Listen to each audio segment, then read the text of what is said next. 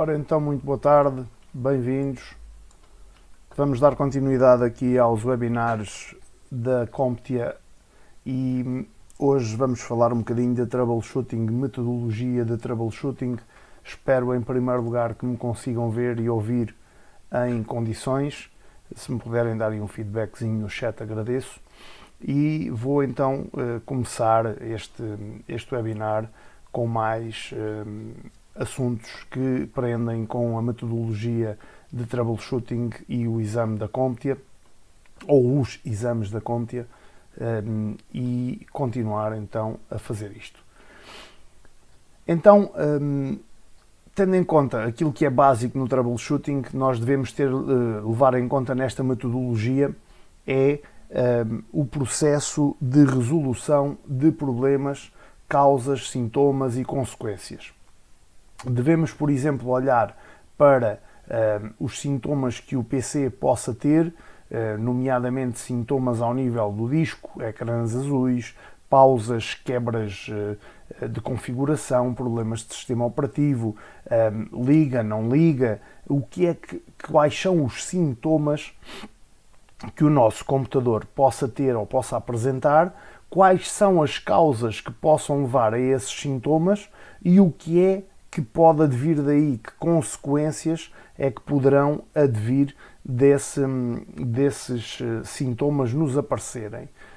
Podemos falar de coisas tão diversas como o computador não ligar, o computador ir abaixo, etc. O que interessa aqui é a metodologia. Às vezes, para resolver, nós temos que pensar em que resolver a consequência é mais importante do que compreender a causa. Se bem que compreender a causa, depois, a posteriori, possamos dedicar-nos a isso. Mas, em termos de troubleshooting e em termos de helpdesk, aquilo que nos é pedido é que muitas vezes resolvamos a consequência sem pensar grandemente na causa, podendo deixar a investigação da causa para mais tarde. As causas também podem ser sintomas de problemas maiores, especialmente se forem problemas recorrentes. Imaginemos que um computador está sempre a desligar, por exemplo, isso pode ser um problema recorrente. E para gerir estes problemas, para fazer a gestão destes problemas, nós podemos falar daquilo que é a gestão de problemas, que é, ao fim e ao cabo, um método de identificar, priorizar e estabelecer a propriedade destes incidentes. O incidente é algo que acontece que não é normal e vai causar disruptividade ou disrupção nas operações normais no nosso ambiente de computação. Podemos pensar em fases deste troubleshooting, como por exemplo o utilizador contactará o helpdesk, o técnico de helpdesk vai gerar um ticket, depois é feita a descrição do problema, o trabalhador de helpdesk, o técnico de helpdesk, vai fazer perguntas fechadas, abertas, que clarifiquem qual é o problema. O técnico de helpdesk pode aqui recorrer até a alguns passos atrasados ou iniciais em termos do troubleshooting, para depois saber se terá que subir ou seja, escalar este ticket para uma pessoa com outro tipo de conhecimentos ou não, e o troubleshooting vai continuar até que o problema seja resolvido, ou seja, a procura da causa, da consequência e da solução da consequência vai continuar até que o problema seja resolvido. A partir do momento em que esse problema é resolvido, o técnico de helpdesk vai confirmar que a pessoa que lhe fez o pedido está satisfeita com a sua solução e vai fechar o ticket. Portanto, vai fazer com que o ticket seja fechado.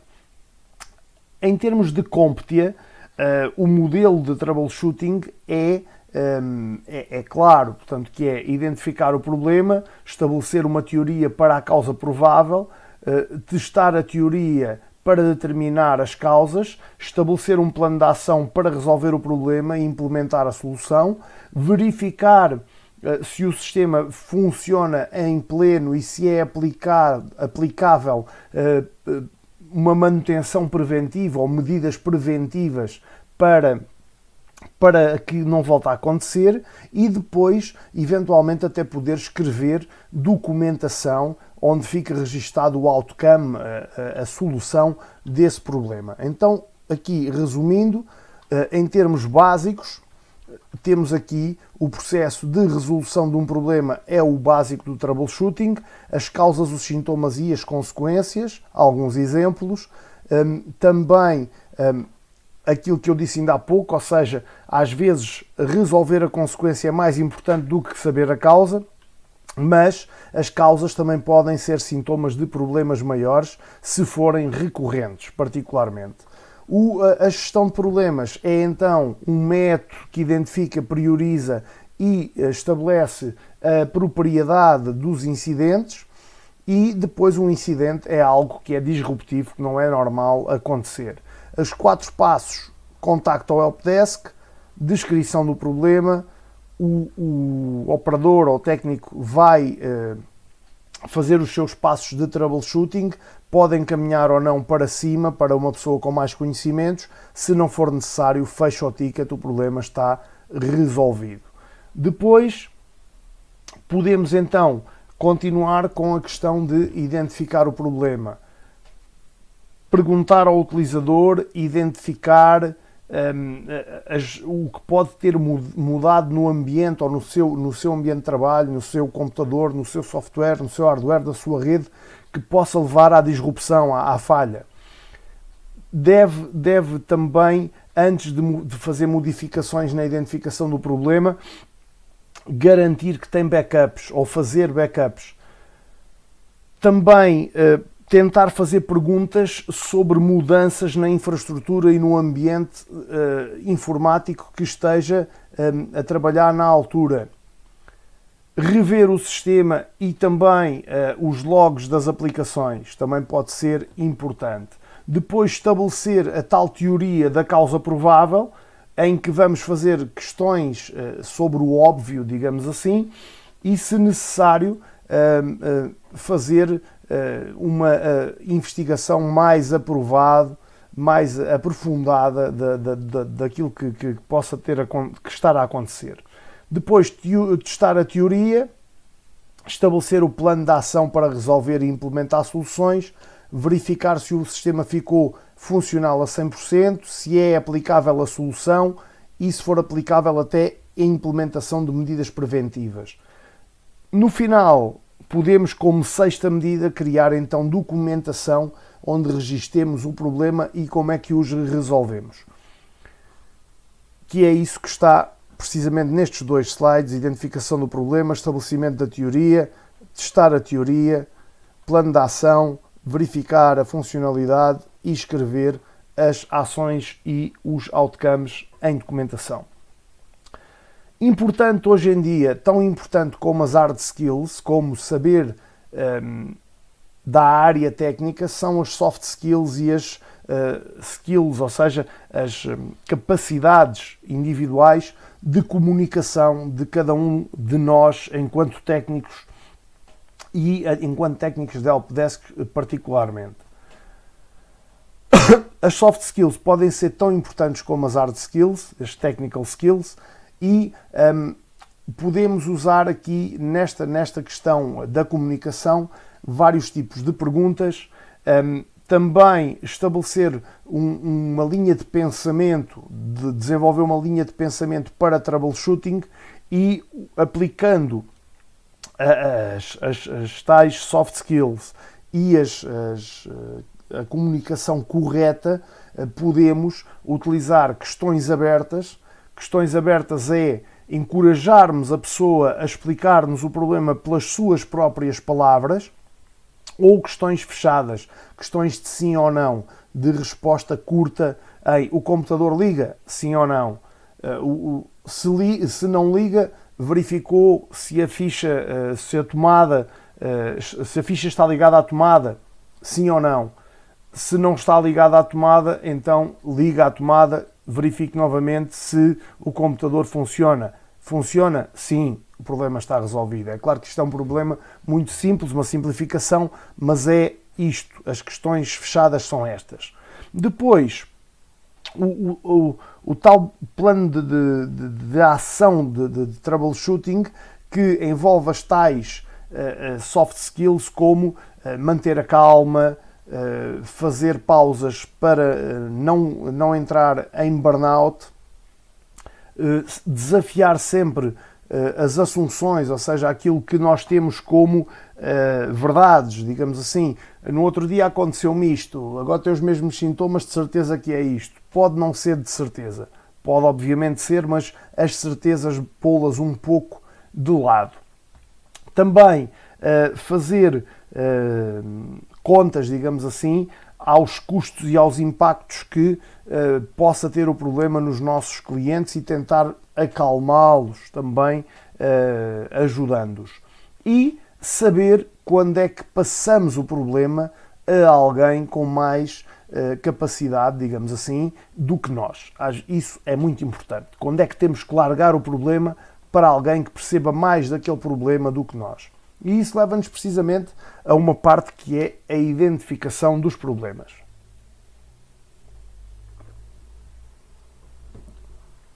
Devemos então, nesta fase da identificação dos problemas, trabalhar de forma metódica para garantir que o nosso diagnóstico é correto e que vai corrigir o problema e permitir selecionar a melhor solução para esse problema. A resolução de problemas combina também com a tomada de decisões, e a tomada de decisões com a resolução de problemas acaba por ser a base do troubleshooting. Devemos estar preparados antes de avançar em qualquer processo, ter ferramentas, documentação e aquilo que for necessário para resolver o nosso problema, usar instruções claras e concisas com as pessoas, pensando sempre que a pessoa do outro lado pode não compreender a linguagem mais técnica, tentando simplificar essa linguagem e transformá-la numa linguagem mais acessível. Também agendar, digamos assim, ou tentar prever, ou tentar fazer com que o tempo do sistema ir abaixo, portanto, o chamado downtime, seja o menor possível, e ter sempre backups dos dados também disponíveis. Além disso, é importante também que tenhamos informação factual, informação como, por exemplo, já alguém tentou resolver o problema? O que é que mudou quando tentaram resolver o problema, ou não mudou nada? Há quanto tempo é que está o problema a acontecer? Alguém já experienciou este mesmo problema? Como é que resolveu? Quais eram as mensagens exatas de erro que apareceram, quer nas colunas ou no monitor? Quais eram as mensagens concretas? E isso é muito importante na identificação do problema. Isto leva-nos também à identificação do problema às fontes de informação. Fontes de informação que podem ser uma inspeção física, uma reprodução ou uma reprodução do problema, a verificação do sistema, das aplicações e dos logs de aplicação ou de um software diagnóstico, verificar também a documentação do sistema e os logs de instalação e manutenção, consultar algum técnico, algum colega que já possa ter trabalhado naquele sistema e que possa ter um problema semelhante. Isso tudo são fontes de informação que serão importantes para a determinação da causa provável. E a determinação da causa provável acaba por ser o diagnóstico a causa provável está aqui, não é? Acaba por ser o diagnóstico dos problemas, identificando os sintomas. Os sintomas podem nos levar à causa provável, questionar o óbvio, Portanto, importante, às vezes não queremos, mas é importante questionar o óbvio. Aquela questão que eu falei, do está ligado à tomada, é óbvio, mas questionar o óbvio. Categorizar e eliminar aquilo que se chama as não causas, ou seja, não são causas, não causaram os problemas. Estar preparados para fazer o seguimento do que possa ter causado o problema, fazer também investigação do problema, tentando compreender o problema no seu todo e, se for necessário, restabelecer uma nova teoria, se for caso disso, para a causa provável. Depois, podemos ter também o escalar do problema. O escalar do problema leva-nos a conferenciar com colegas que já tenham tido este problema e que tenham ficado ali presos, digamos assim. Falar também com pessoas, técnicos sénior, peritos, programadores, desenvolvedores, administradores de sistema que possam ter problemas ou ter tido problemas semelhantes e tentar obter ajuda. Falar com os fornecedores e com os fabricantes, caso o problema seja um problema que ainda esteja dentro da garantia, ativar essas mesmas garantias e as linhas de apoio, também através eventualmente de portais de ajuda, e balançar, digamos assim, os custos com uma timeline aceitável para resolver o problema. Além disso, as políticas que devemos ter de troubleshooting na empresa, tentar seguir essas mesmas políticas. Depois de testadas as teorias para determinar as causas, vamos então estabelecer um plano de ação, ou seja, implementar um teste e uma solução. 3 soluções muito comuns em problemas de tecnologia e de informática. Substituição, soluções. Substituição, reparação ou trabalhar à volta, digamos assim, para encontrar a solução. Para isso temos de ter atenção aos custos, aos requisitos de tempo, saber se as políticas de gestão da empresa, onde é que vão, em que direção vão, na reparação, na substituição ou na terceira opção, que eu particularmente não gosto muito, mas a Comptia põe aqui sempre no exame, o workaround, e ao implementar as soluções, considerar o efeito que essas soluções podem ter em outras pessoas. Testar sempre após cada alteração e reverter a alteração caso não resolva o problema. Portanto, aí também ter atenção a essa questão. Depois, temos as fases finais, que são as verificações e as documentações, testes que podemos fazer como testes a componentes, trocar componentes por um que esteja bom para verificar se o problema é eventualmente do componente ou da motherboard ou do sistema operativo ou de outra coisa, sabendo que aquele componente segundo que aplicamos está a funcionar em condições, fazer inspeções aos componentes e às ligações, ver se têm danos, se há alguma luz indicadora que esteja acesa que possa dar-nos alguma indicação, desativar ou desinstalar um componente para ver se o computador trabalha sem esse componente a funcionar, pode fazer-nos logo compreender que o problema está naquele componente ou num driver desse componente. Verificar a documentação e fazer também diagnósticos utilizando softwares, ferramentas de software corretas para isso. Fazer updates ao software e aos drivers. Muitas vezes é um driver ou um software que não está atualizado que pode causar o problema, e ter a certeza que o problema fica resolvido e se o utilizador que recorreu a nós técnicos fica também satisfeito. Depois, tentar implementar medidas preventivas e escrever o tal documento, a tal documentação e o tal outcome para ajudar quem vem a seguir. Metodologia de troubleshooting, CompTIA, era isto que tinha para vos trazer hoje. Daqui a pouco, este documento que aqui está, já está no vosso campo, está incluído juntamente com o documento do último webinar. O documento é o mesmo. Este texto, esta informação que aqui está e mais alguma informação, incluindo o tipo de atividades que podem sair no exame, estão lá também visíveis. Eu posso vos mostrar aqui mais informação, mas mostrar aqui, por exemplo, uma atividade que é proposta no exame, em que a atividade é, estamos a lidar com um pedido do suporte e temos de pensar que identificamos a causa provável e reportamos do problema reportado. Qual deve ser o próximo passo em termos de troubleshooting? E a resposta é testar a teoria para determinar a causa. Portanto, isto são o tipo de atividades e perguntas que podem surgir no exame. Tem aqui várias no documento que eu vou colocar, que está colocado, já no vosso campus, que é o documento também do último webinar, e tem aqui perguntas e respostas de atividades que podem sair no exame e que podem ajudar-vos no sucesso desse mesmo exame.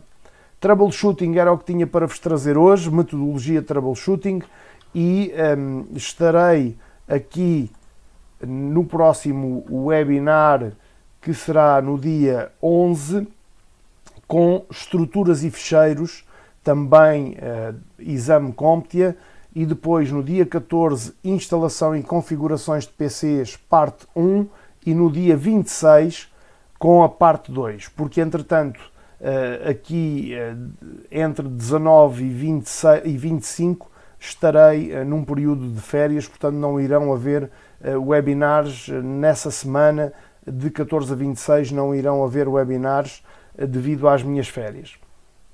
Mas ficam já a saber, dia 11, CompTIA, estruturas e ficheiros, dia 14, CompTIA, instalação e configuração de PCs, parte 1, dia 26, CompTIA, instalação e configuração de PCs, parte 2, dia 28, CompTIA, display e dispositivos multimédia.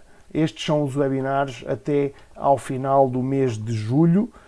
Por hoje, despeço-me com um forte abraço, muita saúde a todos, e já sabem, qualquer questão, por favor, não hesitem em colocar. Se não me colocarem dúvidas, eu não saberei que as têm e não conseguirei ajudar-vos e fazer-vos chegar a bom porto. Obrigado, um abraço e até segunda-feira. Bom resto de semana, bom fim de semana, muita saúde a todos.